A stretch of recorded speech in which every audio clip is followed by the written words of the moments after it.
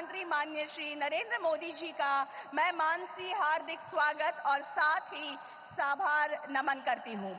Shawl तथा छत्रपति शिवाजी महाराज के आरमार की प्रतिकृति देकर भारत के प्रधानमंत्री जी का स्वागत एवं सम्मान करेंगे महाराष्ट्र के मुख्यमंत्री माननीय श्री एकनाथ शिंदे जी, महाराष्ट्र के उप मुख्यमंत्री माननीय श्री देवेंद्र जी फडणवीस, माननीय श्री अजीत दादा पवार एवं केंद्रीय मंत्री श्री सर्बानंद सोनोवाल जी। हिंदवी स्वराज्य के संस्थापक महापराक्रमी लोक कल्याणकारी छत्रपति शिवाजी महाराज की, छत्रपति शिवाजी महाराज की, छत्रपति शिवाजी महाराज की।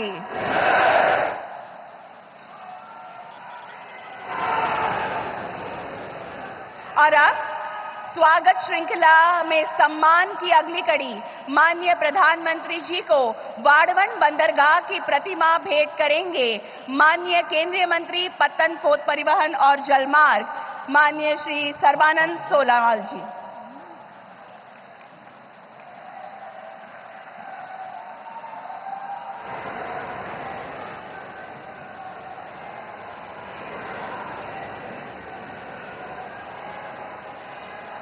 धन्यवाद।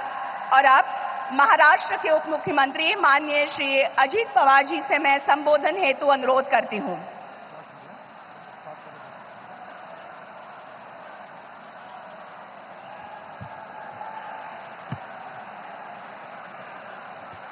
भारत देशाचे लोकप्रिय प्रधानमंत्री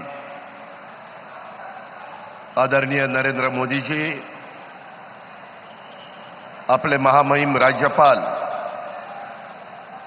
तसंच राज्याचे मुख्यमंत्री माननीय एकनाथरावजी शिंदेजी, केंद्रीय उपस्थित असणारे दोन्ही कॅबिनेट मिनिस्टर, आपले उपमुख्यमंत्री देवेंद्र फडणवीसजी,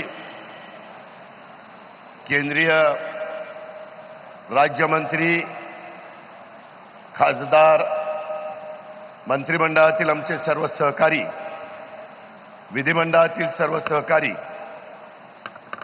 उपस्थित पालघर जिल्ह्याच्या कानाकोपऱ्यातून आलेले सगळे माझे बांधव, महिला, भगिनी, पत्रकार मित्र आणि माझ्या तरुण मित्रांनो, आजचा दिवस हा आपल्या सर्वांच्या दृष्टीने अतिशय महत्त्वाचा दिवस आहे।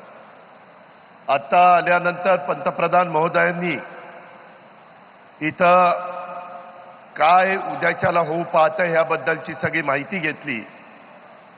त्यामध्ये थोडंसं वाढवण बंदर होत असताना काही जणांचा त्याला विरोध आहे, त्याबद्दलच्या बातम्या आपण ऐकतो। मला तमाम माझ्या महाराष्ट्रातल्या जनतेला आणि पालघरवासियांना सांगायचं की बाबांनो, विकास करायचा असेल तर कुठेतरी 2-3 पावलं पुढे मागे सरकावं लागतं। पंतप्रधान आणि मुख्यमंत्र्यांच्या साक्षीने मी सांगतो की इथल्या एकाही बांधवाला आम्ही वाऱ्यावर सोडणार नाही किंवा त्यांचं पुढचं आयुष्य उद्ध्वस्त करणार नाही। त्यांना अतिशय योग्य पद्धतीनं पुढच्या पिढ्यानपिढ्या मदत होईल अशा प्रकारची भूमिका हे राज्य सरकार देखील या बाबतीमध्ये घेईल। आज इथं आल्यानंतर आपल्याला सगळ्यांना माहिती आहे की तिसऱ्यांदा पंतप्रधान पदाची जबाबदारी मोदी साहेबांनी स्वीकारल्यानंतर पहिल्याच मीटिंगमध्ये भारताच्या केंद्राच्या कॅबिनेटमध्ये पहिल्याच मीटिंगमध्ये 76,200 कोटी रुपयाचं हे पालघरचं आपलं वाढवण बंदर त्यांनी त्या ठिकाणी मंजूर केलं। काल परवाच्या कॅबिनेटमध्ये दिघीला पण अशाच प्रकारे पंतप्रधानांनी मदत केलेली आहे। अतिशय बारकाईनं पंतप्रधानांचं संपूर्ण देशावर लक्ष आहे। मोदी साहेबांचं नेतृत्व पूर्ण देशामध्ये भौतिक, आर्थिक आणि सामाजिक विकास कसा होईल याच करता प्रयत्न ते करतायत। आणि मी आपल्याला सगळ्यांना सांगतो की आपला 720 किलोमीटर लांबीचा समुद्र किनारा आणि त्याच्यामध्ये तुम्हाला आश्चर्य वाटेल 35 वर्ष हे वाढवण बंदर व्हावं अशा प्रकारचा प्रयत्न चाललेला होता, परंतु ते स्वतः नरेंद्र मोदी साहेबांच्याच हस्ते भूमिपूजन व्हावं हे कदाचित कुठेतरी इतिहासात लिहिलेलं असेल आणि तो दिवस आज आपल्याला मिळाला आहे। त्याच्यातून 10 ते 12 लाख लोकांना रोजगार मिळणार आहे। ह्याच्यातून खूप मोठ्या प्रमाणावर माझ्या पालघर जिल्हा आदिवासी जिल्हा ह्याच्या अर्थव्यवस्थेला एक वेगळ्या प्रकारची चालना मिळणार आहे. जगातल्या 10 बंदरापैकी हे एक महत्वाचं बंदर उद्याच्या काळामध्ये होणार आहे. विचार करा, जगातल्या 10 बंदरापैकी हे एक बंदर असणार आहे आणि त्याच्यातून अतिशय चांगल्या पद्धतीचा फायदा संपूर्ण भारताला होणार आहे, महाराष्ट्राला होणार आहे, आपल्या पालघरला होणार आहे. हे आपण कोणी विसरता कामा नये. मित्रांनो, जाता जाता एकच सांगतो, आता ज्यावेळेस मुख्यमंत्री पंतप्रधान महोदय माहिती घेत होते, इथं मत्स्य पालन हे देखील करतायत. आता काही शेतकऱ्यांशी ते बोलत होते, त्याच्यात महिला होत्या, त्याच्यात पुरुष होते. लातूर, कोल्हापूर, नांदेड, पालघर आणि माझं वसई कोळीवाडा इथली त्याच्यातली मुलं आणि महिला हे त्याच्यात काम करतायत. आता कोल्हापूरच्या आदित्य खैरमोडेंनी सांगितलं, बुदरगडचा मुलगा BSc फिजिक्स झालेला, 14 गुंठे जागा, वर्षाला 18 लाख रुपये तो कमवतो, खर्च वजा जाता 8 लाख रुपये त्या मुलाचा फायदा होतो. अशा पद्धतीनं एक नवीन मत्स्य व्यवसायाच्या निमित्तानं कार्यक्रम केंद्र सरकारने आणि राज्य सरकारने आपल्याकरता आणलेला आहे. समुद्रापासून 10 किलोमीटर आतमध्ये हे बंदर होणार आहे आणि त्याचा खूप मोठा फायदा आपल्याला होणार आहे. कृपया कुणी याच्यामध्ये गैरसमज करून घेऊ नका, अशा प्रकारची आग्रहाची, नम्रतेची, कळकळीची विनंती करतो. आज प्रधानमंत्री जी, आपके मार्गदर्शन में हम राज्य के नागरिकों को अत्याधुनिक विश्व स्तरीय बुनियादी ढांचा प्रदान करने के प्रयासों का अंजाम दे रहे हैं. हम इस बात का पूरा ध्यान रख रहे हैं कि जो इंफ्रास्ट्रक्चर बनाया जाएगा वह गुणवत्तापूर्ण और सुंदर होगा. प्रधानमंत्री जी, वर्ष 2047 में देश अपने स्वतंत्रता की शताब्दी मनाएगा. उस समय विकसित भारत के निर्माण में महाराष्ट्र की बड़ी हिस्सेदारी होगी. ऐसा विश्वास मैं आपको देता हूं और अपने शब्दों को विराम देता हूं. आप सभी को धन्यवाद. आदरणीय प्रधानमंत्री जी की तहे दिल से स्वागत और बहुत बहुत धन्यवाद. जय हिंद, जय महाराष्ट्र. धन्यवाद. और अब महाराष्ट्र के उप मुख्यमंत्री माननीय श्री देवेंद्र फडणवीस जी से मैं संबोधन हेतु प्रार्थना करती हूं.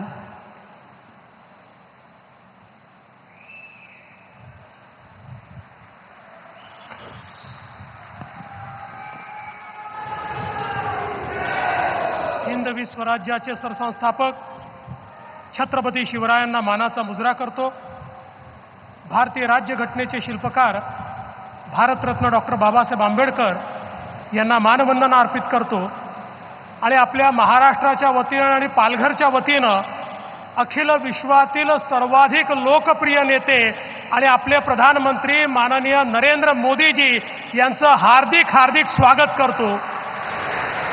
मंचावर उपस्थित माननीय राज्यपालजी, लोकप्रिय मुख्यमंत्री एकनाथराव शिंदेजी, उपमुख्यमंत्री अजित पवारजी, मंचावर उपस्थित सर्व केंद्रीय मंत्रीगण, केंद्रीय राज्यमंत्रीगण, राज्यातले मंत्री, सन्माननीय खासदार, सन्माननीय आमदार, आपले अध्यक्ष आणि उपस्थित सर्व माझ्या माता भगिनी आणि बंधूंनो, आजचा दिवस हा इतिहासामध्ये सुवर्ण अक्षरांनी लिहिण्यासारखा दिवस आहे.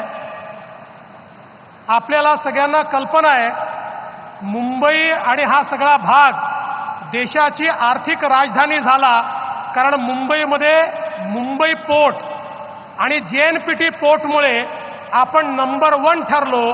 आता त्याच्यापेक्षा तिप्पट मोठं वाढवण बंदर या ठिकाणी तयार होत आहे.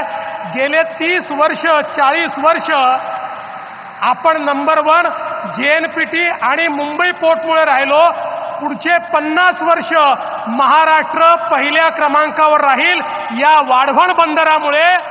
आणि केवळ ये संभव हो पाया आदरणीय प्रधानमंत्री जी आपके कारण, क्योंकि 80 के दशक में वाढवण में पोर्ट हो इसकी संकल्पना की गई.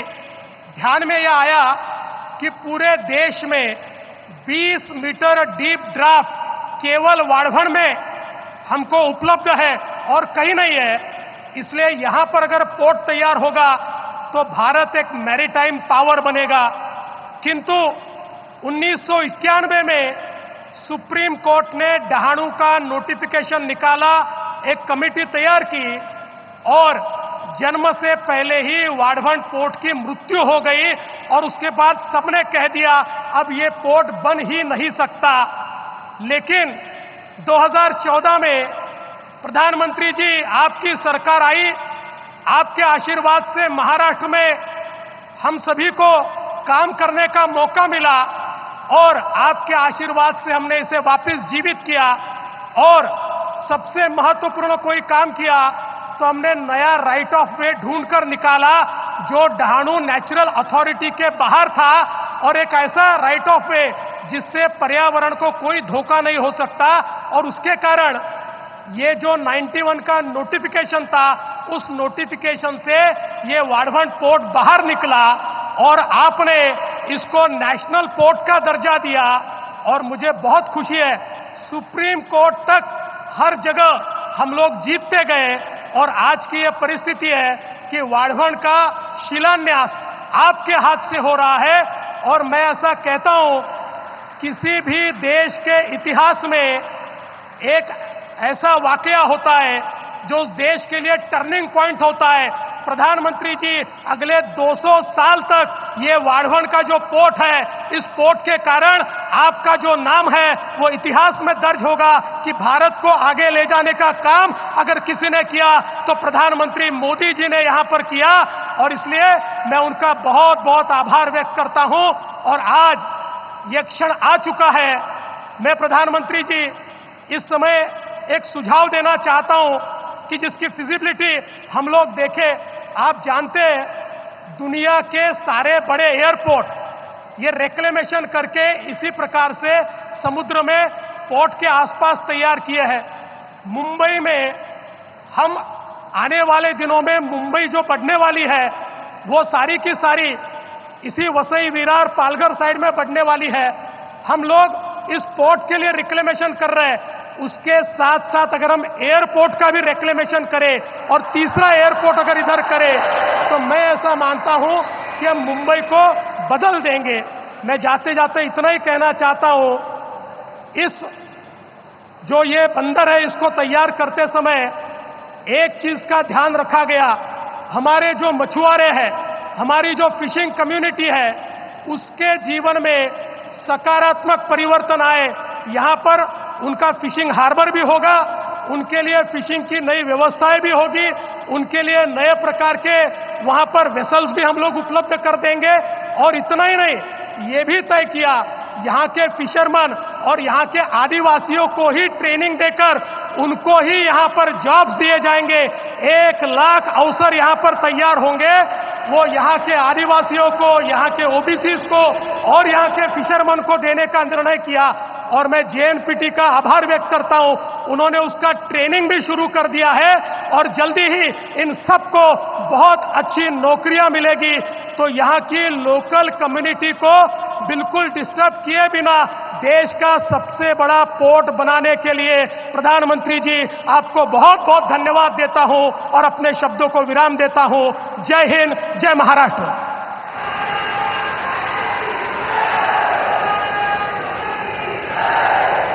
बहुत बहुत धन्यवाद। और अब केंद्रीय मंत्री पत्तन, पोत परिवहन और जलमार्ग माननीय श्री सर्बानंद सोनोवाल जी से मैं विनती करती हूं कि वे सभा को संबोधित करें।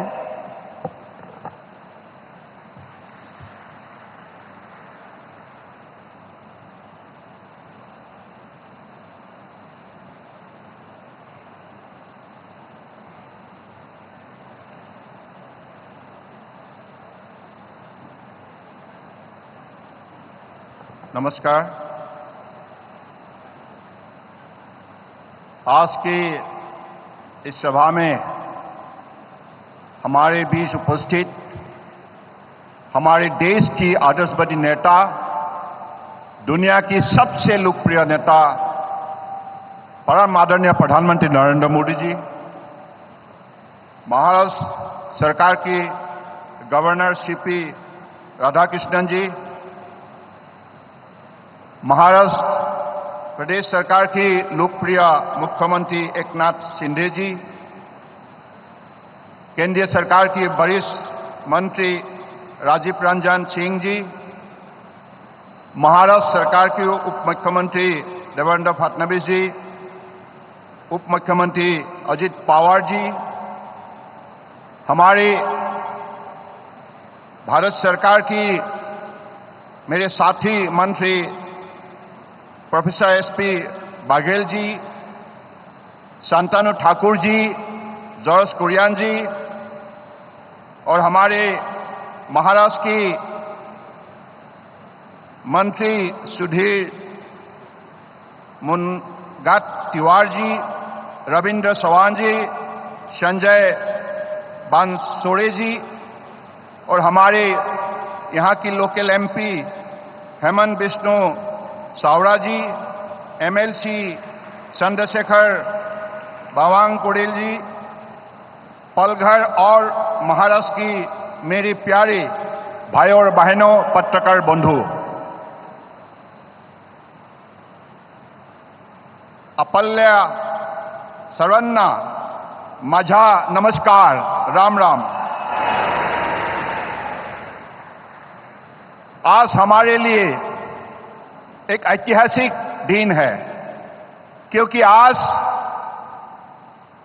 स्वतंत्र भारत की सबसे बड़े पोर्ट वर्धमान में निर्माण होने जा रहा है और आज इस महत्वपूर्ण कार्य को सफल बनाने के लिए हमारे बीच उपस्थित है दुनिया के सबसे लोकप्रिय नेता प्रधानमंत्री नरेंद्र मोदी जी।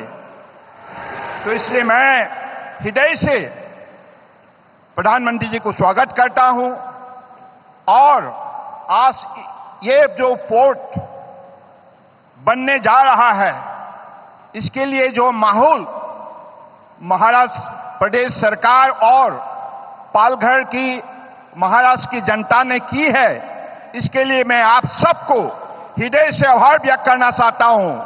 आप लोगों का सहयोग के वजह से ये संभव हुए है और आज परम आदरणीय प्रधानमंत्री जी ने जो काम उन्होंने पिछले 10 साल के अंदर करके भारत को दुनिया की 5वें बड़े अर्थव्यवस्था के हिसाब से खड़ा की है और अगले 5 साल के अंदर दुनिया की तीसरी बड़े अर्थव्यवस्था के रूप में खड़ा करने के लिए जो प्रतिबद्ध हुए है और इस काम को बढ़ावा देने के लिए, संभव करने के लिए, सफल करने के लिए सबका साथ सबका विकास नीति द्वारा भारत को एकत्रित की है। और आज मैं ये बात बड़े गर्व से कहना चाहता हूं, ये पोर्ट हमारे महाराष्ट्र के लिए, महाराष्ट्र की जनता के लिए प्रधानमंत्री जी की तरफ से एक बहुत बड़ा उपहार है, क्योंकि ये पोर्ट बनने का बाद जो रोजगार हमारे स्थानीय युवा पीढ़ी को मिलेगा, महिला को मिलेगा और मसो संप्रदाय के लोगों के लिए जो भी कार्यक्रम रचना की गई है, मैं ये निश्चित रूप से मानता हूं ये हमारे अगले 25 साल के अंदर आत्मनिर्भर भारत निर्माण करने का जो विकास यात्रा मोदी जी के नेतृत्व में सफलपूर्वक तेज से आगे चलने लगा है, इस विकास यात्रा को सफल बनाने के लिए भारत की अन्य प्रदेश का साथ महाराष्ट्र प्रदेश भी एक प्रमुख भूमिका निभाएंगे। तो इसलिए ये हमारे लिए सुनहरा मौका है, पालघर जनता के लिए भी मौका है, क्योंकि ये मामूली पोर्ट नहीं है। दुनिया की 10 बड़े कंटेनर हैंडलिंग पोर्ट के अंदर 20 में एक भी होंगे। तो मुझे लगता है कि आज हमारे देश के लिए, देश के जनता के लिए, हमारे नई पीढ़ियों के लिए इस पोर्ट के जरिए जो मौका हमें मिलेगा, क्योंकि पालघर की इस जिले में जो अलग अलग सेंटर स्किल डेवलपमेंट का हो, हमारे मेडिकल फैसिलिटी हो, एकेडमिक इंस्टीट्यूशन हो, मार्केट हो, डायरेक्टली और इनडायरेक्टली इस प्रोजेक्ट के जरिए 12 लाख लोगों को रोजगार मिलेगा और दुनिया का एक बड़े आकर्षित स्थान के रूप में पालघर अपना पहचान बना पाएंगे। तो मुझे लगता है कि आज परम आदरणीय प्रधानमंत्री जी ने देश को मजबूत बनाने के लिए, सभी वर्गों की भलाई के लिए पिछली 10 साल के अंदर जो भी परियोजना सफलपूर्वक उन्होंने लागू की है, जनता को साथ लेकर, मुझे लगता है कि निश्चित रूप से ये भारत हमारे मातृभूमि और ये भारत अगले दिनों में दुनिया के सर्वश्रेष्ठ विकसित राष्ट्र बनेगा, ये निश्चित हुआ है। तो इसी शब्दों का साथ मैं फिर से आज हमारे माननीय प्रधानमंत्री जी को मैं अपने मंत्रालय की तरफ से विशेष रूप से धन्यवाद देता हूं, क्योंकि आपने पोर्ट शिपिंग वाटरवेज मंत्रालय को पिछले 10 साल में नई नई कार्यक्रम के जरिए जो आपने साहस दिया, जो मार्गदर्शन दिया, इसके वजह से आज दुनिया में हिंदुस्तान का नाम, भारत का नाम एक मैरीटाइम नेशन के हिसाब से प्रमुख स्थान ले चुका है। अलग अलग पैरामीटर में आज जो इतिहास रचना की है, मुझे लगता है कि अगले दिनों में निश्चित रूप से आप ही के नेतृत्व में ये सेक्टर हमारे देश को मजबूत बनाने के सिलसिले में एक प्रमुख सेक्टर बनेगा और इसी सेक्टर को द्वारा हमारे नई पीढ़ियों को दुनिया में एक शक्तिशाली देश बनाने के लिए एक सुनहरा मौका दी जाएंगे। तो इसी शब्दों का साथ मैं फिर से आप सबको धन्यवाद देते हुए अगले दिनों में मैं आप लोगों से यही आग्रह करता हूं, जब कंस्ट्रक्शन शुरू होंगे, इस कंस्ट्रक्शन के समय पे 1 लाख लोगों का यहां रोजगार होगा और जब ये कार्य संपूर्ण होगा उसके बाद 10 लाख से 12 लाख तक रोजगार मिलेगा। तो इस कार्यक्रम को हमें सही समय पर हमें निष्ठापूर्वक पूरा करने के लिए हम चाहते हैं कि महाराष्ट्र प्रदेश सरकार और महाराष्ट्र की जनता और विशेष रूप से पालघर की स्थानीय जनता विशेष कदम उठाए, सब सहयोग करे दिल से निष्ठापूर्वक। इसी शब्दों का साथ मैं अपनी वाणी को विराम देता हूं। धन्यवाद। भारत माता की जय। महाराष्ट्र।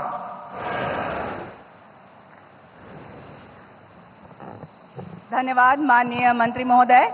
और अब केंद्रीय मंत्री मत्स्य पालन, पशुपालन एवं डेयरी माननीय श्री राजीव रंजन सिंह जी से मैं संबोधन हेतु अनुरोध करती हूं।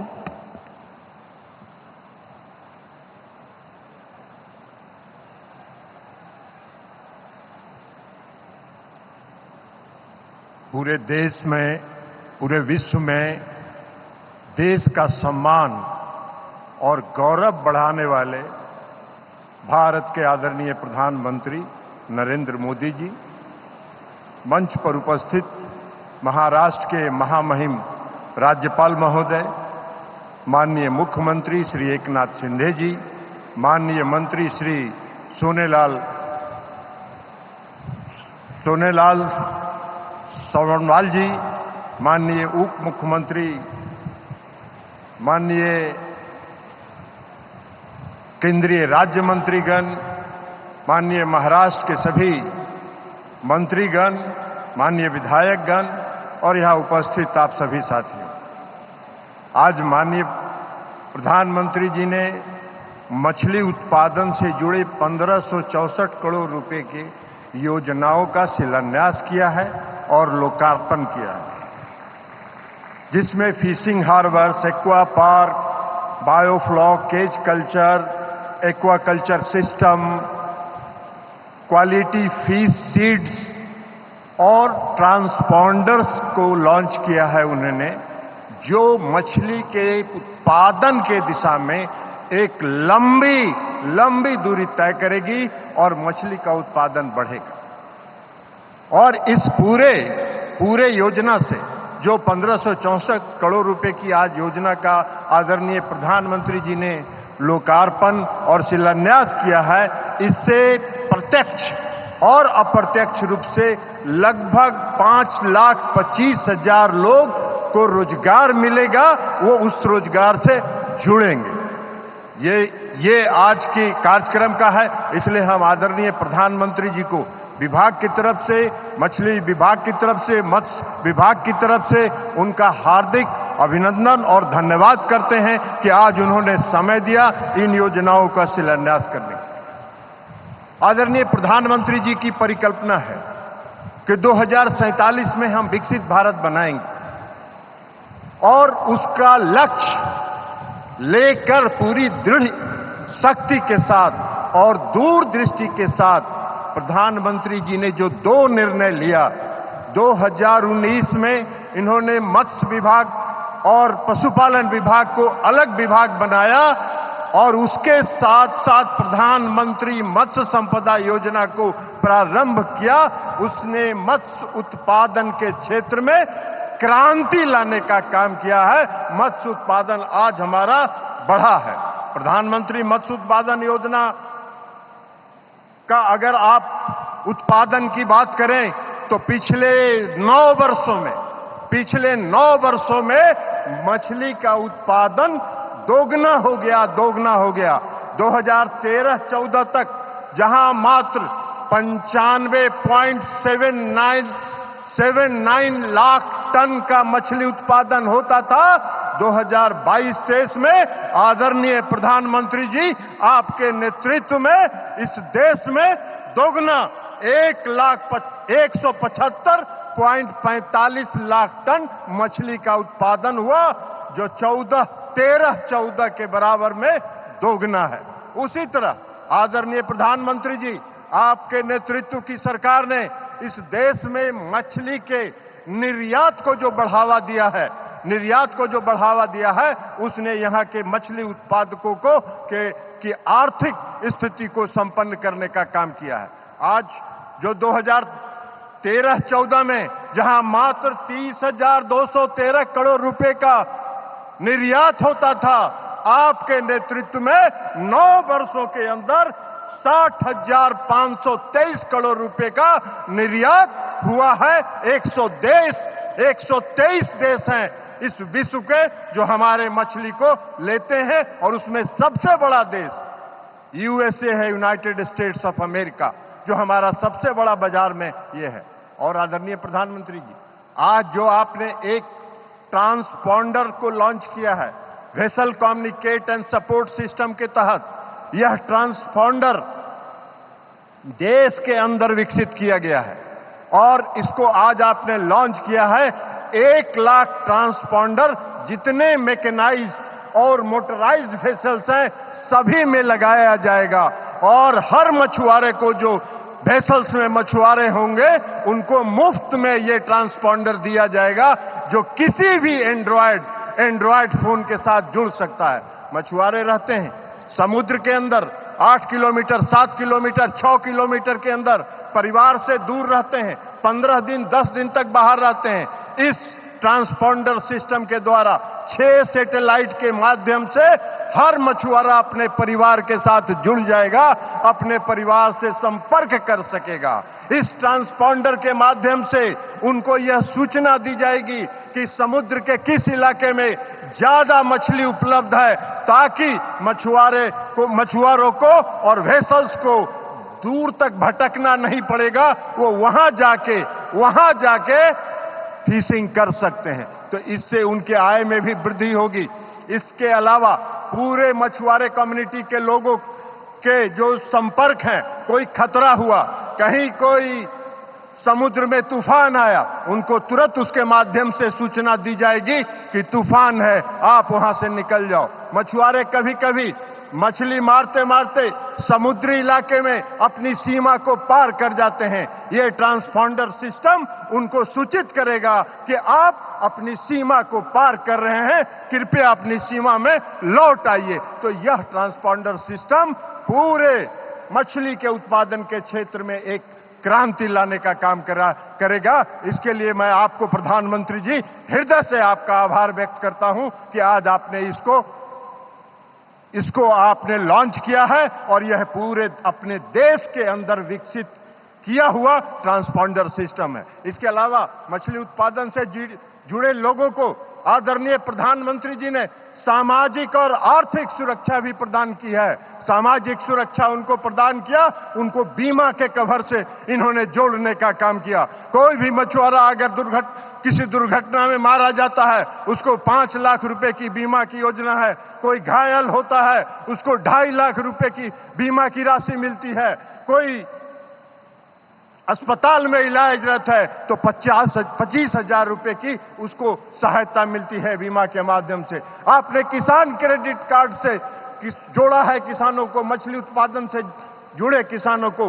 आज किसान क्रेडिट कार्ड के माध्यम से मछली का उत्पादन बढ़ रहा है और आने वाले समय में यह इतना उत्पादन होगा कि हम 1 लाख करोड़ तक निर्यात कर पाएंगे पूरे देश दुनिया में। यह हम आपको आश्वस्त और भरोसा दिलाते हैं। और इसी के साथ साथ हम आपका पुनः धन्यवाद करते हुए हम आपसे विश्वास कर दिलाते हैं महाराष्ट्र की इस पालगढ़ की जनता को कि देश के प्रधानमंत्री आदरणीय नरेंद्र मोदी जी के नेतृत्व में 2027 में हम तीसरी अर्थव्यवस्था कायम होंगे और 2047 2047 में देश एक विकसित राष्ट्र के रूप में दुनिया के सामने उभर के आएगा।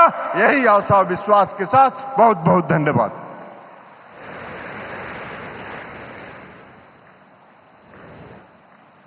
धन्यवाद माननीय मंत्री महोदय। और अब महाराष्ट्र के मुख्यमंत्री माननीय श्री एकनाथराव शिंदे जी से मैं विनती करती हूं कि वे सभा को संबोधित करें। छत्रपति शिवाजी महाराज की जय भवानी। महाराष्ट्राचं आराध्य दैवत छत्रपती शिवाजी महाराजांना मानाचा मुजरा आज पालघरमध्ये वाढवण बंदराच्या भूमिपूजन प्रसंगी उपस्थित आदरणीय प्रधानमंत्री, आपल्या सगळ्यांचे लाडके, लोकप्रिय आणि देशात नाही जगामध्ये जे लोकप्रियतेच्या उत्तुंग शिखरावर नंबर 1 ला असलेले आदरणीय नरेंद्र मोदी साहेबांचं मनापासून मी स्वागत करतो। आमचे दोन्ही उपमुख्यमंत्री, केंद्रीय मंत्री, राज्याचे आपले सर्व मंत्रीगण, आमचे महामहिम राहिले राज्यपाल राधाकृष्णनजी,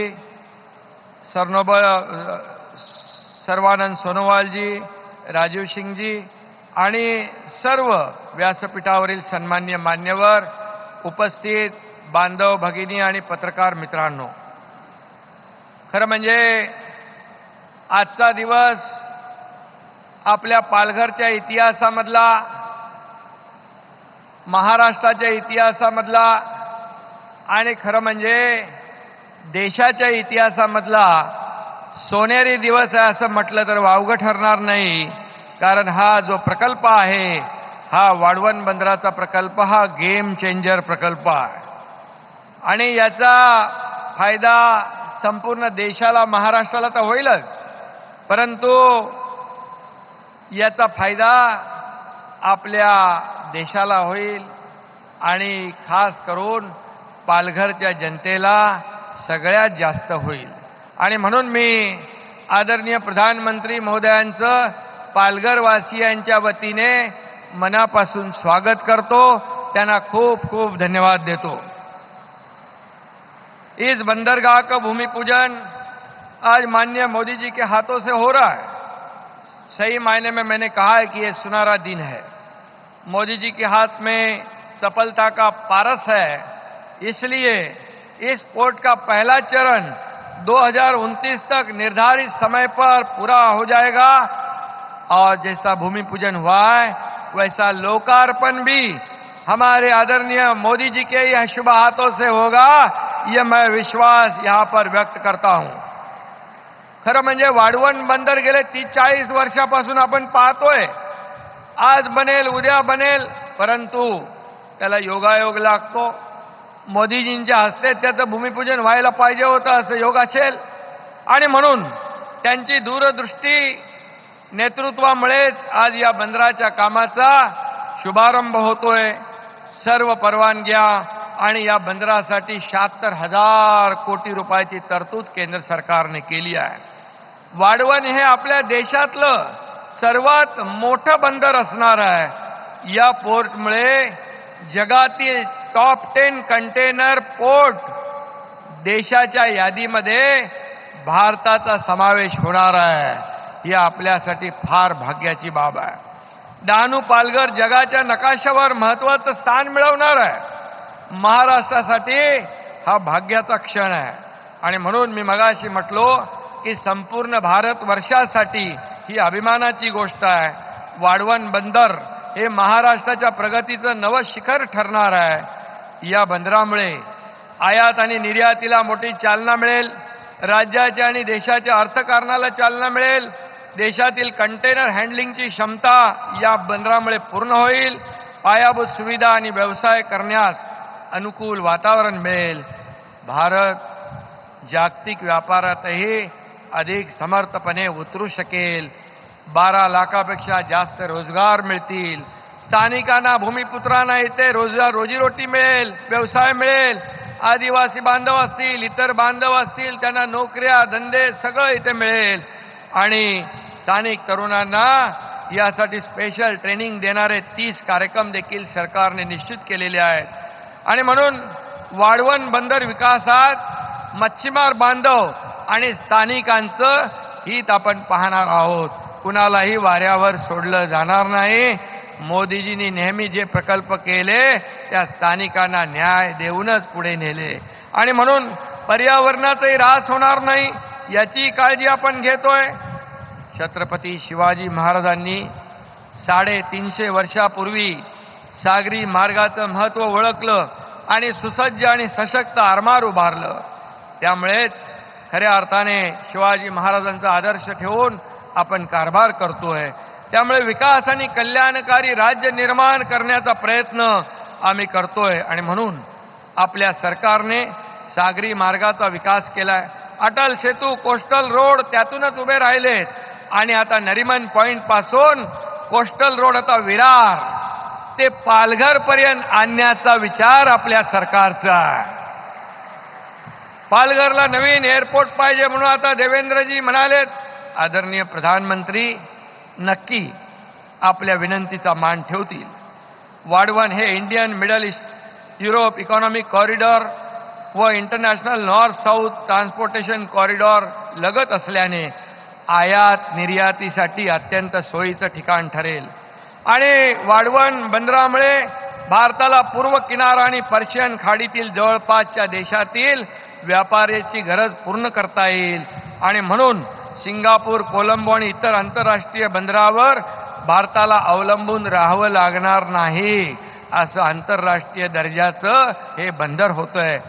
एक और अच्छी खबर यह है कि महाराष्ट्र की अर्थव्यवस्था को प्रचंड मजबूती प्रदान करने वाले दिघी पोर्ट के विकास को भी केंद्र सरकार ने 2 दिन पहले हरी झंडी दिखाई है.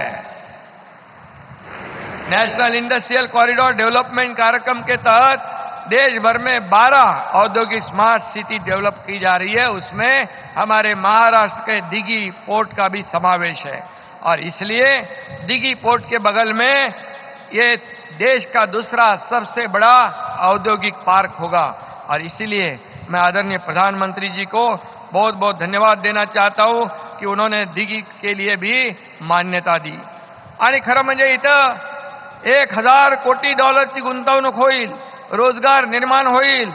आणि मी आपल्याला एवढंच सांगतो, हमारे आदरणीय प्रधानमंत्री मोदी जी ने मुंबई को वैश्विक फिनटेक हब के रूप में बदलने की घोषणा भी की है. फिनटेक तकनीक 2030 तक भारत को 7 ट्रिलियन अमेरिकी डॉलर की अर्थव्यवस्था बनाने में योगदान दे सकती है, जिससे महाराष्ट्र का एक बड़ा योगदान हो सकता है. आदरणीय प्रधानमंत्री जी मोदी जी ने हम भी आश्वस्त करना चाहते हैं कि महाराष्ट्र 2026 तक भारत के 5 ट्रिलियन डॉलर की अर्थव्यवस्था के लक्ष्य को साकार करने में प्रमुख भूमिका निभाएगा. ये हमारा वादा है. एमएमआर क्षेत्र 2047 में विकसित भारत की अर्थव्यवस्था के लिए एक पावर हाउस होगा, ऐसे भी हमारे आदरणीय मोदी जी ने कहा है. नीति आयोग द्वारा किए गए अध्ययन में मुंबई महानगर के साथ साथ पालघर, रायगढ़, ठाणे जिले सहित पूरे क्षेत्र में समग्र विकास को ध्यान में रखा गया है. अकेले एमएमआर क्षेत्र में ही 1 ट्रिलियन अर्थव्यवस्था की क्षमता है। वर्तमान में एमएमआर क्षेत्र की जीडीपी 12 लाख करोड़ अर्थात $140 बिलियन है। 2030 तक इस जीडीपी को 26 लाख करोड़ $300 बिलियन तक करने का लक्ष्य रखा है। इसके लिए इसमें इस वाड़वन बंदर और दिघी पोर्ट अहम भूमिका निभाएंगे, ये मैं आपको बताना चाहता हूं। मोदी जी की वजह से इस देश की अर्थनीति बदल गई, विकास की नीति अमल में आई, विदेशी निवेश को बढ़ावा मिला और अब देश आर्थिक महाशक्ति बनने के दिशा में अग्रसर हो रहा है।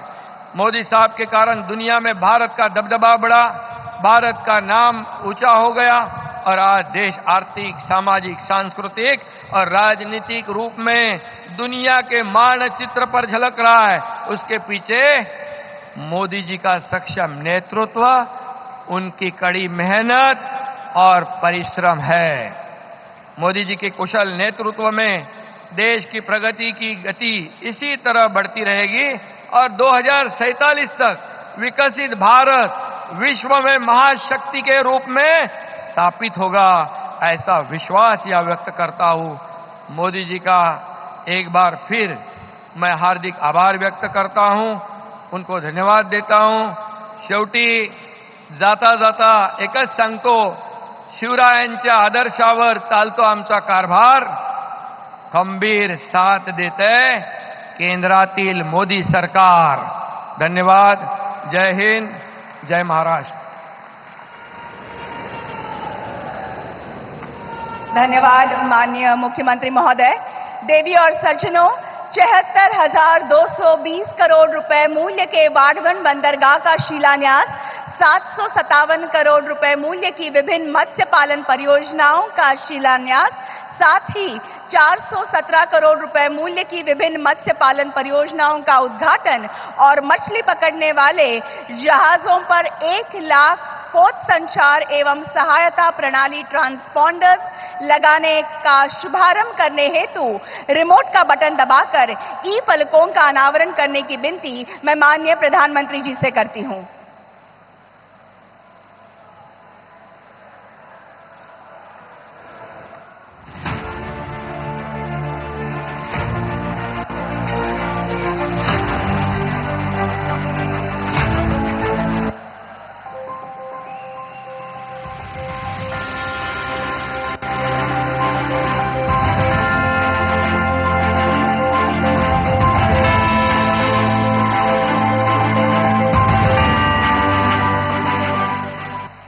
धन्यवाद। कृपया आप विराजमान हो जाएं। देवी और सज्जनों, वाड़वन बंदरगाह पर आधारित एक फिल्म हमने बनाई है, जिसे देखने के लिए ना ही यहां पर उपस्थित स्थानिक बल्कि पूरे विश्व के लोग उत्सुक हैं। मैं आपका ध्यान स्क्रीन की तरफ आकर्षित करना चाहती हूं। प्रेरणा और प्रगति जब एक साथ जुड़ते हैं तो एक नए युग की नींव पड़ती है। Under the powerful leadership of Prime Minister Narendra Modi, the bold vision of Viksit Bharat 2047 is taking shape. Through transformative initiatives, we are building a future to a stronger, more prosperous India.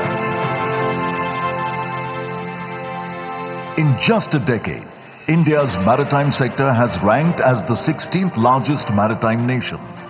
The port capacity and coastal cargo has almost doubled. The number of seafarers has increased 1.5 times. And cargo through national waterways has increased by more than 1800%. But this is only the beginning. With the Honorable Prime Minister's empowering Amrit Kaal Vision 2047, we are now charting a course towards even brighter horizons.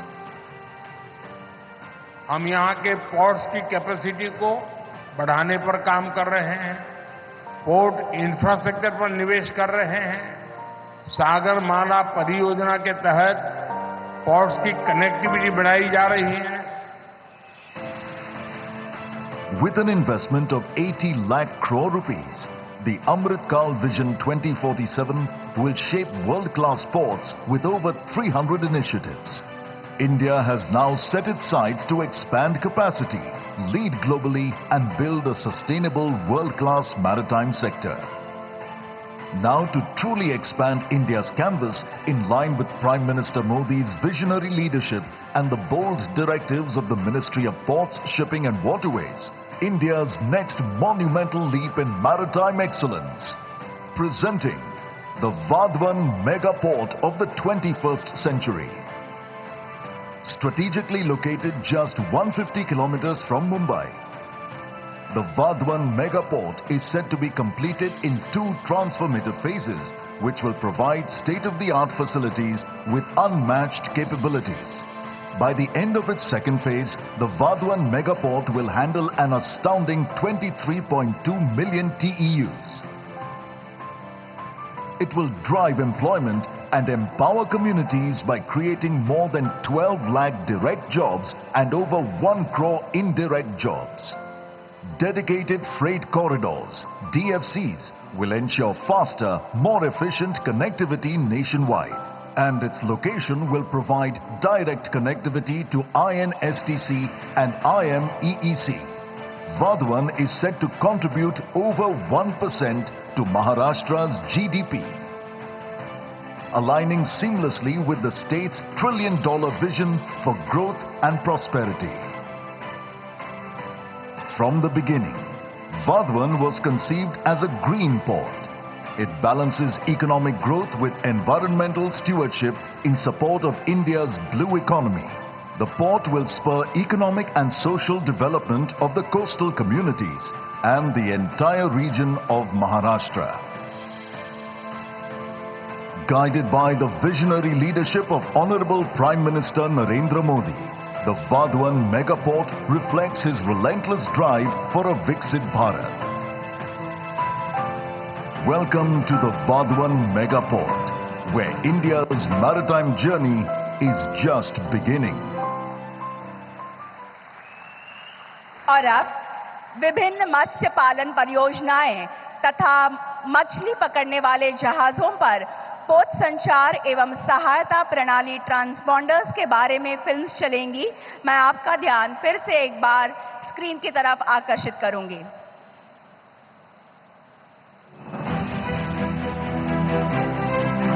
मत्स्यिकी और जलीय कृषि भारत में लगभग 3 करोड़ मछुआरों और मत्स्य किसानों को आजीविका प्रदान करने वाला एक महत्वपूर्ण माध्यम है। पिछले 10 वर्षों में प्रधानमंत्री नरेंद्र मोदी जी के नेतृत्व में भारत सरकार ने फिशरी सेक्टर में कई अहम रिफॉर्म किए हैं। मत्स्यिकी क्षेत्र के केंद्रित विकास के लिए भारत सरकार ने 2019 में मत्स्य पालन विभाग और नए मंत्रालय की स्थापना की। साथ ही मत्स्यिकी क्षेत्र के सर्वांगीण विकास के लिए विभिन्न योजनाओं को लागू किया। पहली बार देश में इतनी बड़ी व्यापक योजना बनाई गई है। आजादी के बाद इस पर जितना निवेश हुआ उनसे भी कई गुना ज्यादा निवेश प्रधानमंत्री मत्स्य संपदा योजना पर किया जा रहा है। माननीय प्रधानमंत्री के विजन के तहत सरकार इस क्षेत्र में 38,500 करोड़ रुपए से अधिक का निवेश कर रही है। मत्स्यिकी एवं जल कृषि अवसंरचना विकास निधि के अंतर्गत ऋण लेना अब सरल और सहज हो गया है। प्रधानमंत्री मत्स्य संपदा योजना नई तकनीकों के उपयोग द्वारा उत्पादन और उत्पादकता को बढ़ाने में अहम साबित हो रही है।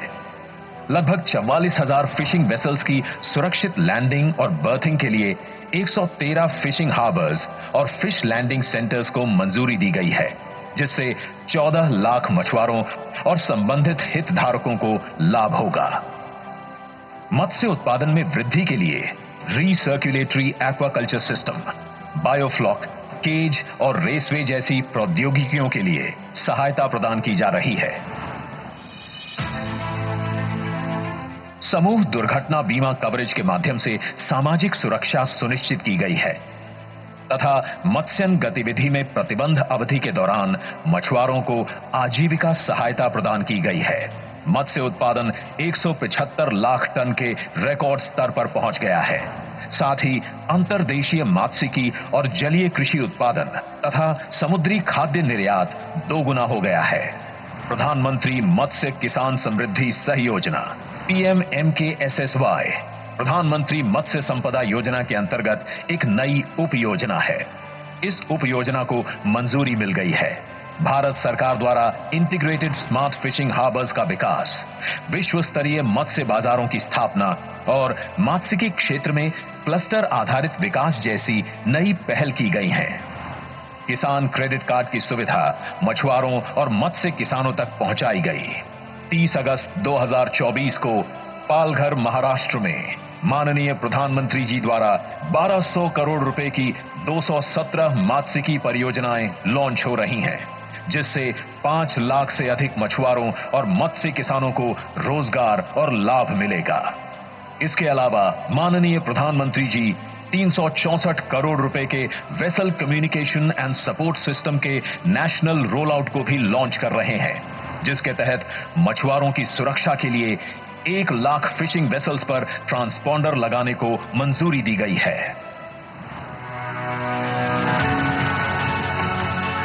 जैसा कि हमारे माननीय प्रधानमंत्री ने कल्पना की है, आत्मनिर्भर भारत के लिए आज भारत का मात्स्यिकी क्षेत्र ग्लोबल लीडर बनने की दिशा में गर्व से आगे बढ़ रहा है। तो देवी और सज्जनों, इस प्रकार कुल मिलाकर 77,000 करोड़ से भी अधिक रुपए मूल्य की विविध बेशकीमती विकास परियोजनाओं की सौगात आज माननीय मोदी जी ने हमें दी। हम उनके आभारी हैं। और अब प्रधानमंत्री मत्स्य संपदा योजना के 3 मछुआरे लाभार्थियों को प्रातिनिधिक रूप में ट्रांसपॉन्डर्स का वितरण करने की विनती मैं माननीय प्रधानमंत्री जी से करती हूं। श्री निखिल रमेश तारे।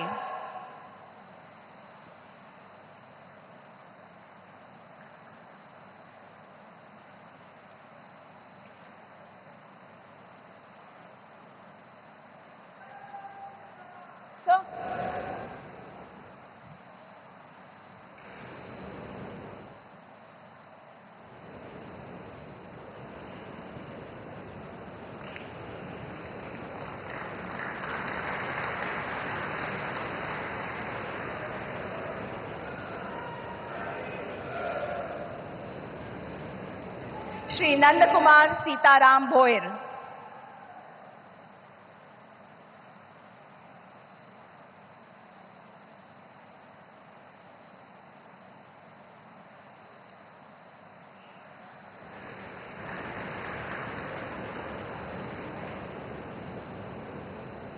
श्री हरीशचंद्र लक्ष्मण मेहर।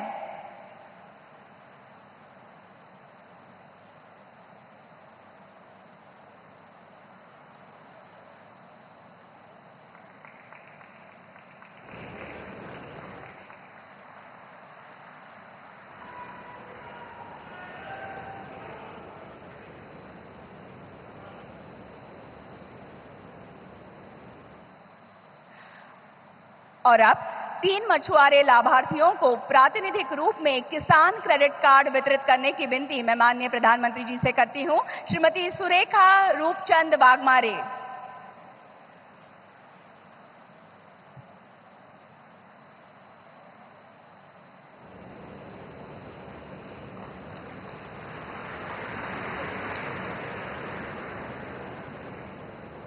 श्री शुभम नामदेव सौगले।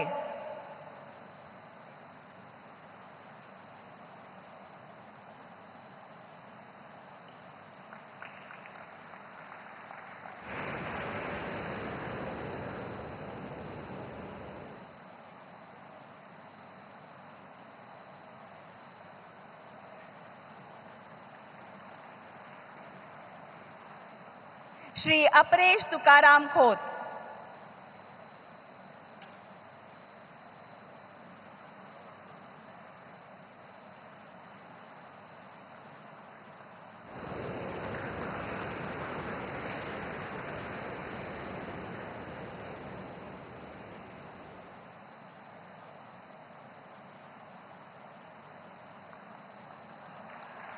धन्यवाद। देवी और सज्जनों, राष्ट्र की उन्नति के लिए दिन रात एक करने वाले, देश की छवि अंतर्राष्ट्रीय स्तर पर उजागर करने वाले कर्मयोगी विकास पुरुष, आत्मनिर्भर तथा विकसित भारत का सपना साकार करने वाले भारत के प्रधानमंत्री माननीय श्री नरेंद्र मोदी जी से मैं सविनय आग्रह करती हूं कि आज के इस अत्यंत आनंद के तथा महत्वपूर्ण अवसर पर वे अपने ओजस्वी वाणी तथा बहुमोल विचारों से हमें अनुग्रहित करें।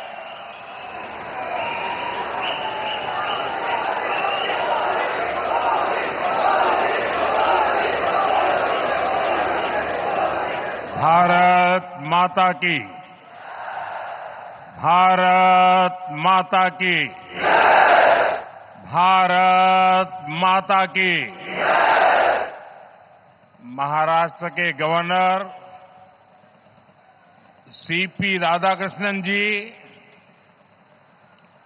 हमारे लोकप्रिय मुख्यमंत्री श्री एकनाथ शिंदे जी, केंद्रीय कैबिनेट में मेरे सहयोगी श्री राजीव रंजन सिंह जी, सर्बानंद सोनोवाल जी, महाराष्ट्र के उप मुख्यमंत्री देवेंद्र फडणवीस जी, अजित दादा पवार जी, केंद्रीय मंत्रिमंडल के मेरे अन्य सहयोगीगण, महाराष्ट्र सरकार के मंत्री, अन्य महानुभाव और मेरे प्यारे भाइयों एवं बहनों, आज संत सेनाजी महाराज यांची पुण्यतिथी। मी त्यांना नमन करतो।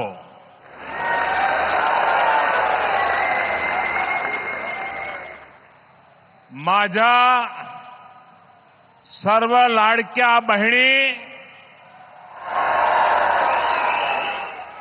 आणि लाडक्या भावांना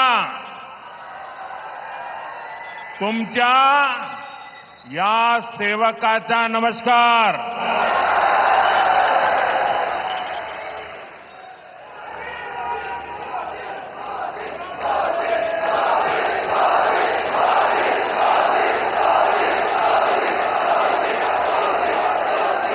साथियों, आज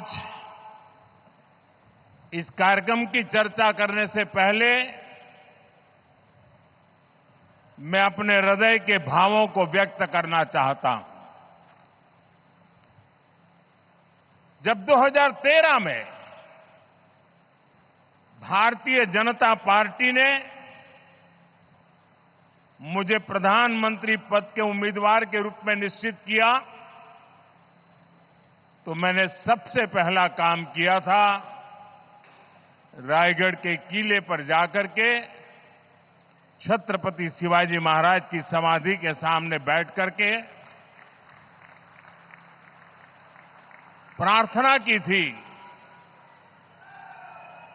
एक भक्त अपने आराध्य देव को जिस प्रकार से प्रार्थना करता है, उसे भक्ति भाव से आशीर्वाद लेकर के मैंने राष्ट्र सेवा की एक नई यात्रा का आरंभ किया था। पिछले दिनों सिंधुदुर्ग में जो हुआ, मेरे लिए, मेरे सभी साथियों के लिए छत्रपति शिवाजी महाराज ये सिर्फ नाम नहीं है। हमारे लिए छत्रपति शिवाजी महाराज ये सिर्फ राजा महाराजा राजपुरुष मात्र नहीं है। हमारे लिए छत्रपति शिवाजी महाराज आराध्य देव है।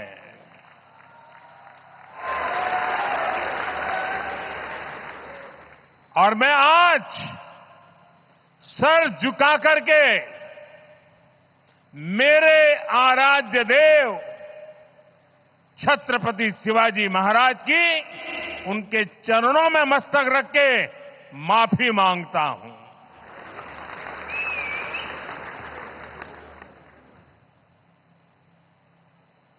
हमारे संस्कार अलग है। हम वो लोग नहीं हैं जो आए दिन भारत मां के महान सपूत, इसी धरती के लाल वीर सावरकर को अनाप शनाप गालियां देते रहते हैं, अपमानित करते रहते हैं, देशभक्तों की भावनाओं को कुचलते हैं। उसके बावजूद भी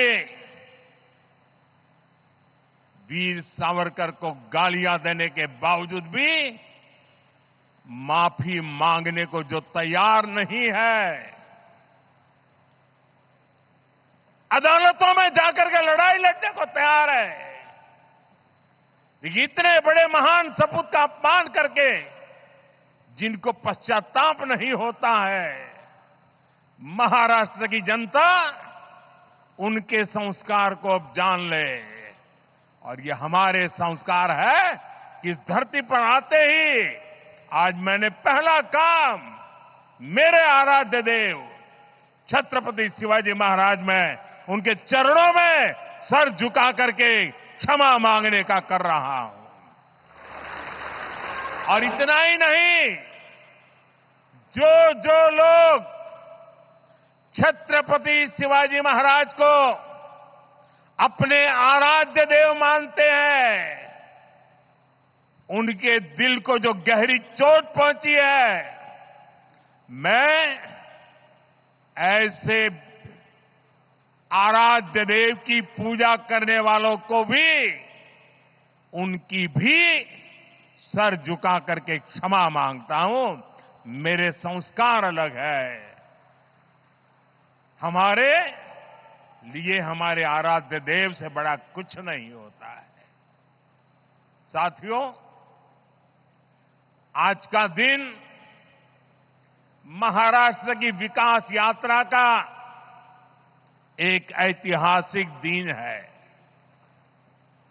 ये भारत की विकास यात्रा के लिए बहुत बड़ा दिन है। विकसित महाराष्ट्र, विकसित भारत के संकल्प का सबसे अहम हिस्सा है। इसलिए पिछले 10 वर्ष हो या अभी मेरी सरकार का तीसरा कार्यकाल, महाराष्ट्र के लिए लगातार बड़े फैसले लिए गए हैं। महाराष्ट्र के पास विकास के लिए जरूरी सामर्थ्य भी है, संसाधन भी है। यहां समुद्र के तट भी है। इन तटों से अंतर्राष्ट्रीय व्यापार का सदियों पुराना इतिहास भी है और यहां भविष्य की अपार संभावनाएं भी है।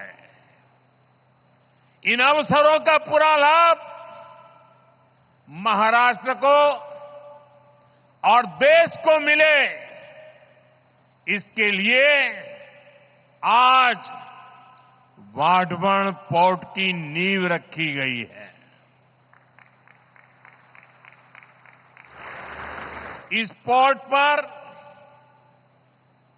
76,000 करोड़ रुपए से ज्यादा खर्च किए जाएंगे। ये देश का सबसे बड़ा कंटेनर पोर्ट होगा।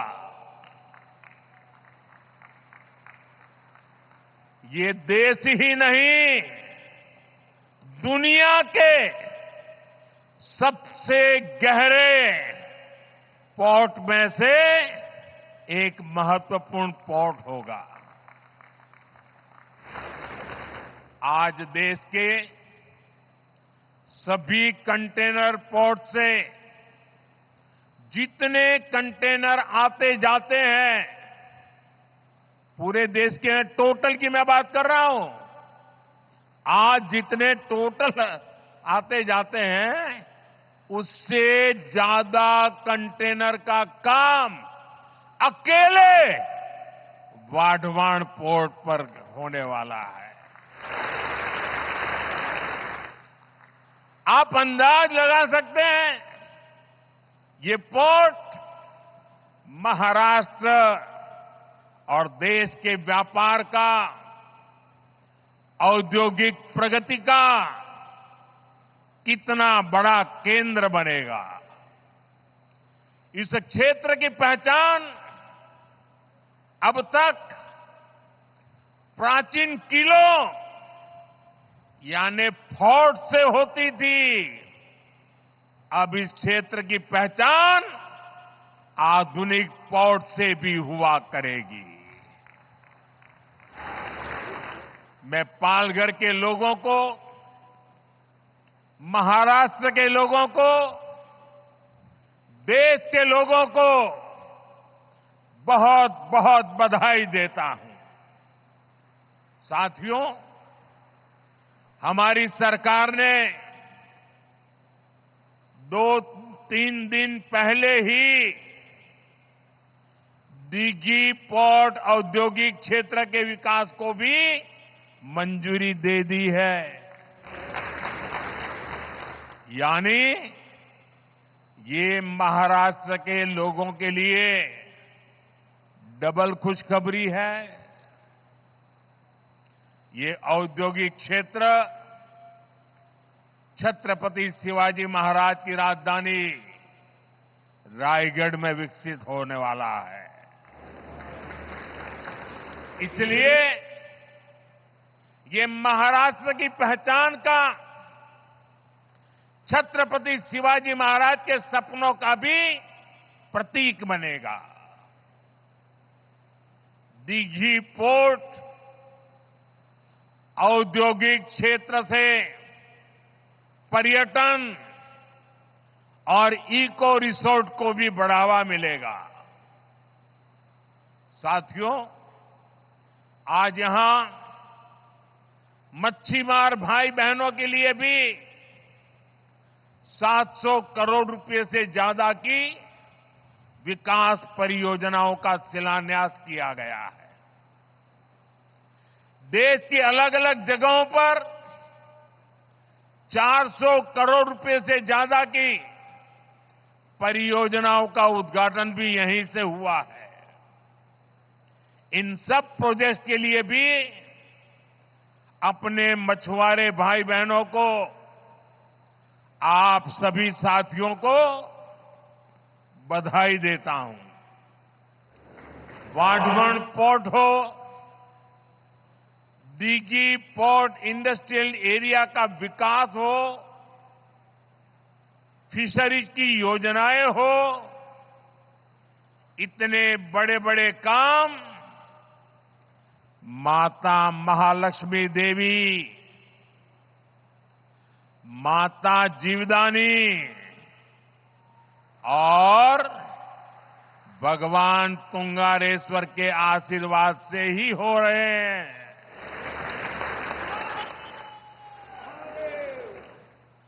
माता महालक्ष्मी देवी, माता जीवदानी आणि भगवान तुंगारेश्वर यांना माझे शत शत नमन।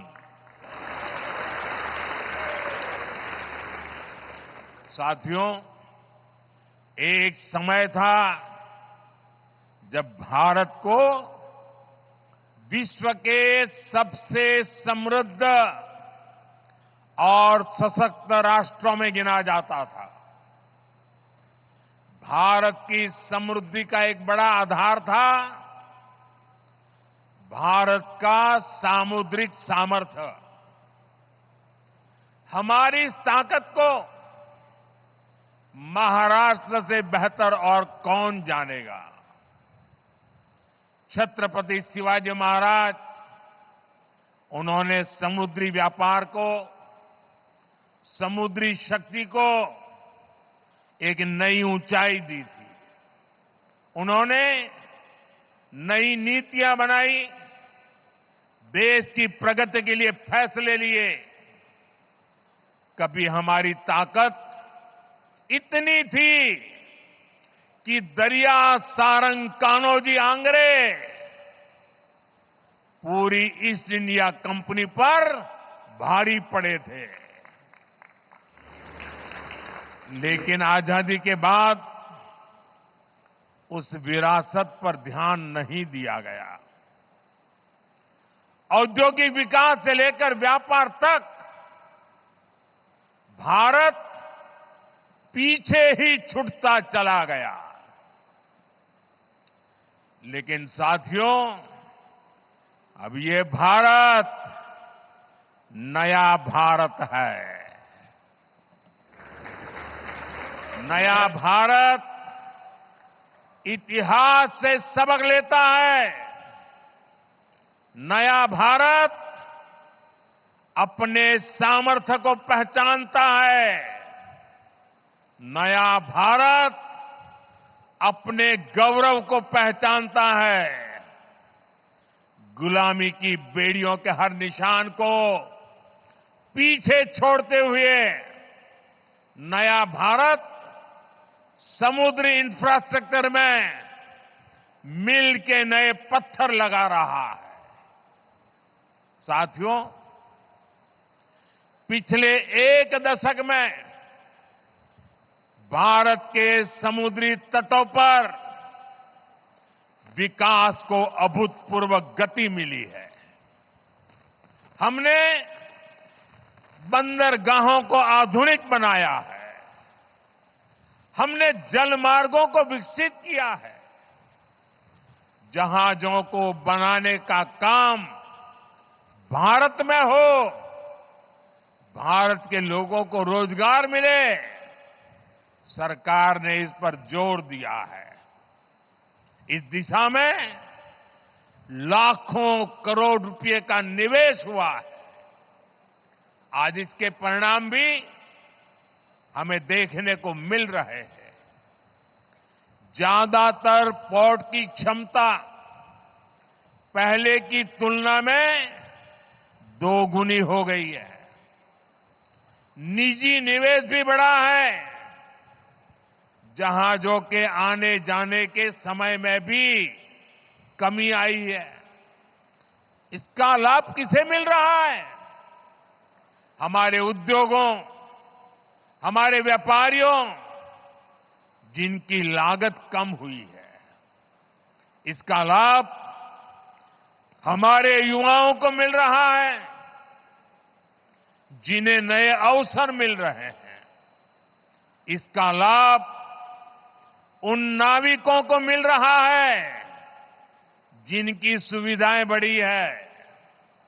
साथियों, आज वाढवण पोर्ट पियर पूरी दुनिया की नजर है। दुनिया में वाढवण पोर्ट की बराबरी करने वाले 20 मीटर जितनी गहराई वाले बहुत कम बंदरगाह है।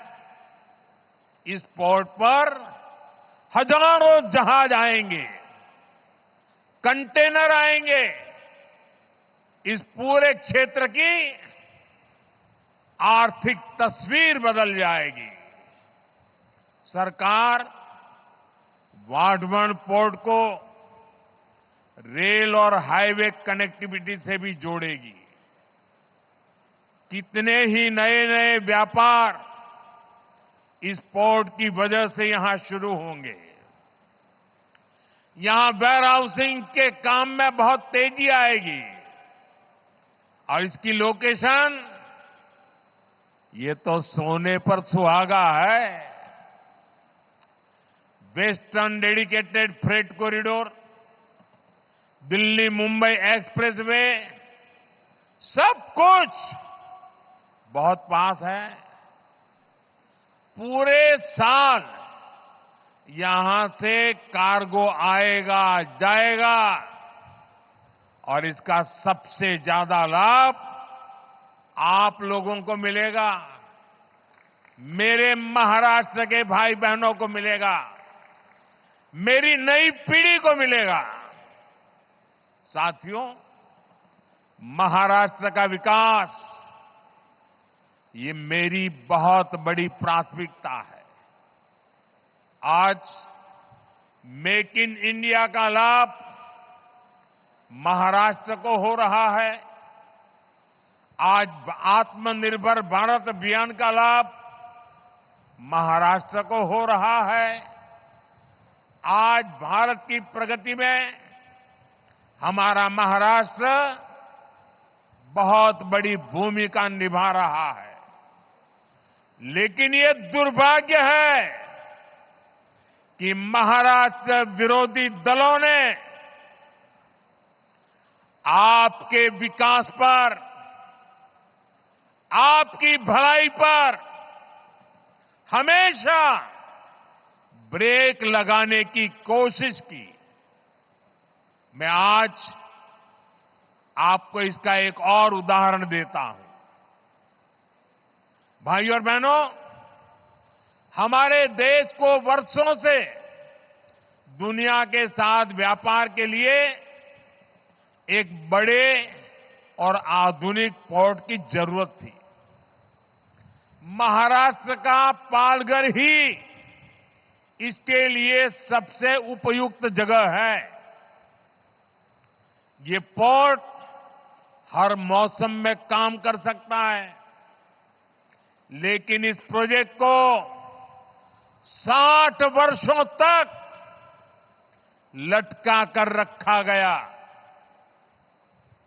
महाराष्ट्र और देश के ये योजना इतने जरूरी काम को कुछ लोग शुरू ही नहीं होने दे रहे थे। 2014 में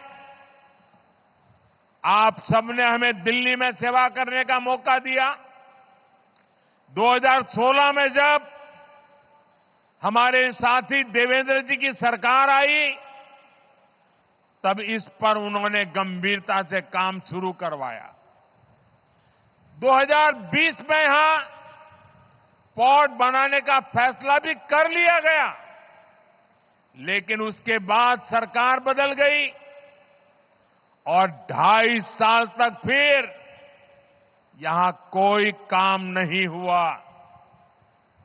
आप मुझे बताइए, अकेले इस प्रोजेक्ट से यहां कई लाख करोड़ रुपए के निवेश का अनुमान है। यहां करीब 12 लाख रोजगार के अवसर पैदा होंगे। महाराष्ट्र के इस विकास से आखिरी किसे आपत्ति थी? कौन लोग थे जो महाराष्ट्र के विकास को ब्रेक लगा रहे थे? ये कौन लोग थे जिनको महाराष्ट्र के नौजवानों को रोजगार मिले इससे इतराज था? पहले की उन सरकारों ने क्यों इस काम को आगे नहीं बढ़ने दिया? ये बात महाराष्ट्र की जनता को कभी भी भूलना नहीं चाहिए।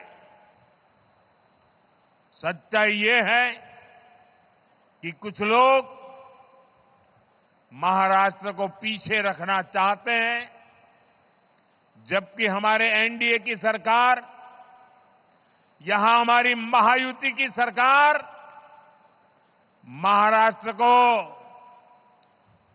देश में सबसे आगे ले जाना चाहती है। साथियों, जब समुद्र से जुड़े अवसरों की बात होती है तो इसमें सबसे अहम भागीदार हमारे मछुआरे भाई बहन हैं। मच्छीमार बंधू भगिनींना, आपल्या 5 से 26 मच्छीमाराची गावे, कोळीवाडे आणि 15 लाख मच्छीमारांच्या लोकसंख्येसह महाराष्ट्राचे मत्स्यपालन क्षेत्रातील योगदान खूप मोठे आहे. अभी मैं पीएम मत्स्य संपदा के लाभार्थी साथियों से बात भी कर रहा था. इनके परिश्रम से 10 वर्षों में कैसे इस सेक्टर की तस्वीर बदली है, कैसे देश की योजनाओं से, सरकार के सेवा भाव से करोड़ों मछुआरों का जीवन बदल रहा है. ये आज हमें देखने को मिल रहा है. आपकी मेहनत ने कितना कमाल किया है, ये जानकर आपको भी खुशी होगी.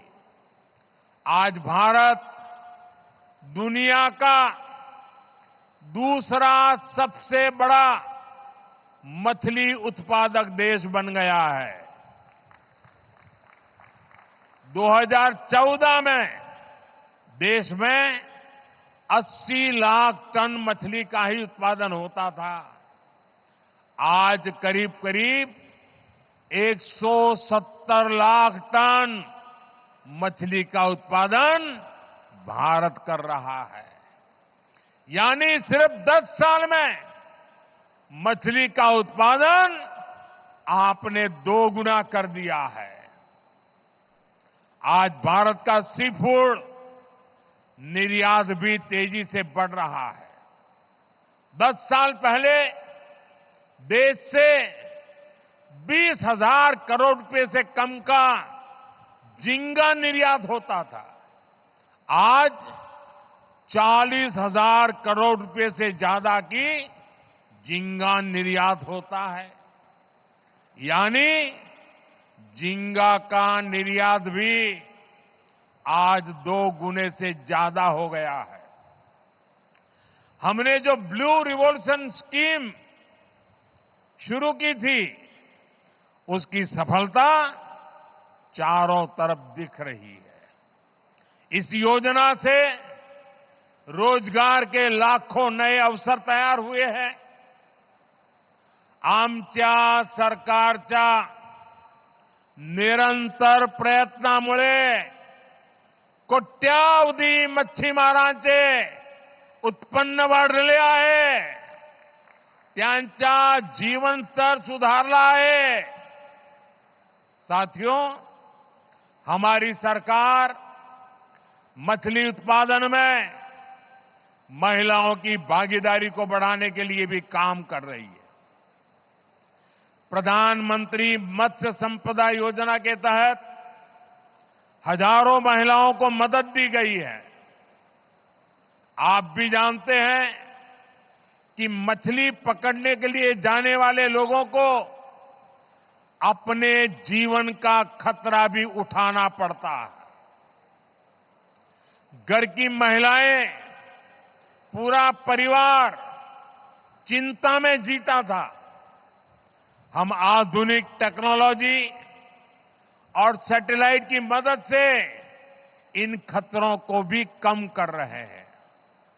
आज जो ये वेसल कम्युनिकेशन सिस्टम शुरू हुआ है, वो तो हमारे मच्छीमार भाई बहनों के लिए बहुत बड़ा वरदान होगा.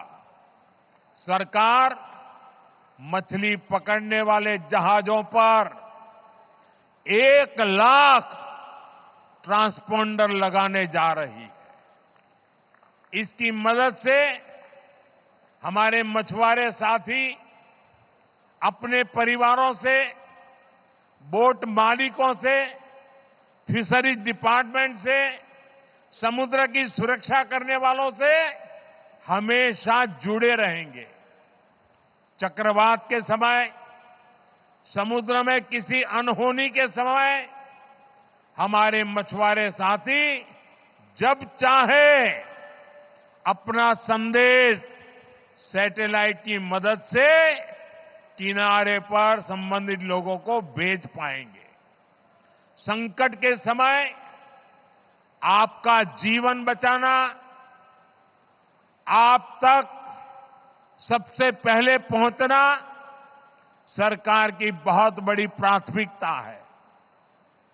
साथियों, मच्छीमार भाई बहनों के जहाज सुरक्षित लौट सके, इसके लिए 110 से ज्यादा मच्छी बंदरगाह और लैंडिंग सेंटर्स भी बनाए जा रहे हैं। कोल्ड चेन हो, प्रोसेसिंग की व्यवस्था हो, नाव के लिए लोन की योजना हो या पीएम मत्स्य संपदा योजना हो, ये सारी योजनाएं मच्छीमार भाई बहनों के हित के लिए ही बनाई गई है। हम तटीय गांवों के विकास पर और ज्यादा ध्यान दे रहे हैं। आपका सामर्थ्य बढ़ाने के लिए मच्छीमार सरकारी संस्थाओं को भी, सहकारी संस्थाओं को भी मजबूत बनाया जा रहा है। साथियों, पिछड़ों के लिए काम करना हो या वंचितों को अवसर देना हो, बीजेपी और एनडीए सरकारों ने पूरे समर्पण भाव और ईमानदारी से काम किया है। आप देखिए, देश में इतने दशकों तक मच्छीमार भाई बहनों और आदिवासियों की क्या स्थिति रही। पुरानी सरकारों की नीतियों में हमेशा इस समाज को हाशिए पर रखा गया। देश में इतना बड़ा आदिवासी बहुल क्षेत्र है, फिर भी आदिवासियों के कल्याण के लिए कभी एक विभाग तक नहीं बनाया गया। अलग जनजातीय मंत्रालय की स्थापना भाजपा एनडीए सरकार ने ही की थी। हमारी ही सरकार ने मछुआरों के कल्याण के लिए अलग मंत्रालय भी बनाया। हमेशा उपेक्षित रहे आदिवासी इलाकों को अब पीएम जनमन योजना का लाभ मिल रहा है। हमारा आदिवासी समाज, हमारा मच्छीमार समाज आज भारत की प्रगति में बड़ा योगदान दे रहा है। साथियों, आज मैं महायुति की सरकार की एक और बात के लिए विशेष रूप से सराहना करूंगा। विमेन लेड डेवलपमेंट में, नारी सशक्तिकरण में महाराष्ट्र देश को दिशा दिखा रहा है। आज महाराष्ट्र में अनेक उच्च पदों पर महिलाएं बहुत ही शानदार काम कर रही है। राज्य के इतिहास में पहली बार मुख्य सचिव के रूप में सुजाता सौनिक जी राज्य प्रशासन का मार्गदर्शन कर रही है। पहली बार राज्य के पुलिस फोर्स की प्रमुख डीजीपी रश्मि शुक्ला जी नेतृत्व कर रही है। पहली बार राज्य के फॉरेस्ट फोर्स की प्रमुख के रूप में शोमिता बिस्वास जी लीड कर रही है।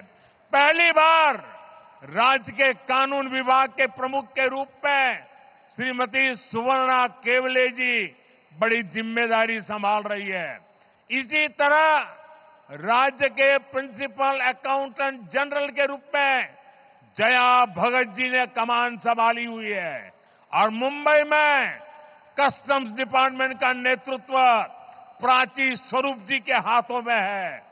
मुंबई की विशाल और मुश्किल भरे अंडरग्राउंड मेट्रो 3 को मुंबई मेट्रो की एमडी अश्विनी भिड़े जी लीड कर रही है। उच्च शिक्षा क्षेत्र में भी महाराष्ट्र में महिलाएं नेतृत्व कर रही हैं। महाराष्ट्र हेल्थ यूनिवर्सिटी के कुलगुरु के रूप में लेफ्टिनेंट जनरल डॉक्टर माधुरी कानिटकर जी नेतृत्व कर रही है। महाराष्ट्र के स्किल्स यूनिवर्सिटी के पहले कुलगुरु के रूप में डॉक्टर अपूर्वा पालकर जी नई पहल कर रही है। ऐसे कितने ही बड़े और बहुत जिम्मेदार भरे पद हैं जहां महाराष्ट्र में नारी शक्ति अपने श्रेष्ठ प्रदर्शन कर रही है।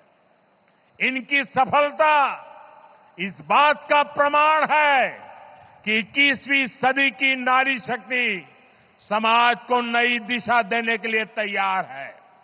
यही नारी शक्ति विकसित भारत का बहुत बड़ा आधार है।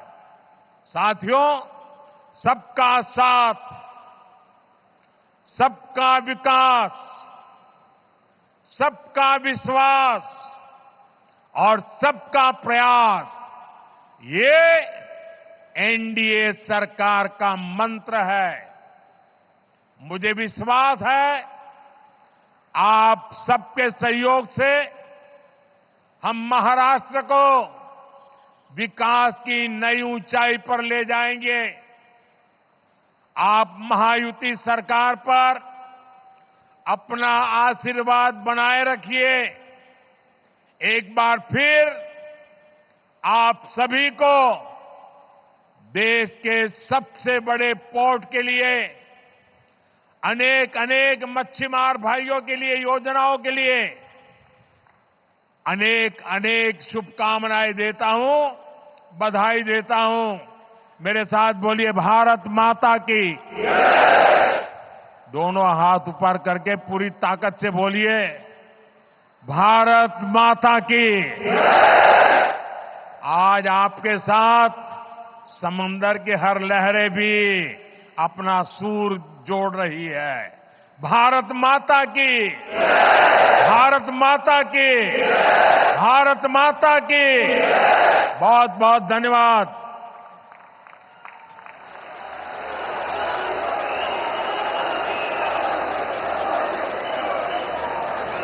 आपका संबोधन पूंजी के रूप में हमारे लिए प्रेरणा का स्रोत बना रहेगा।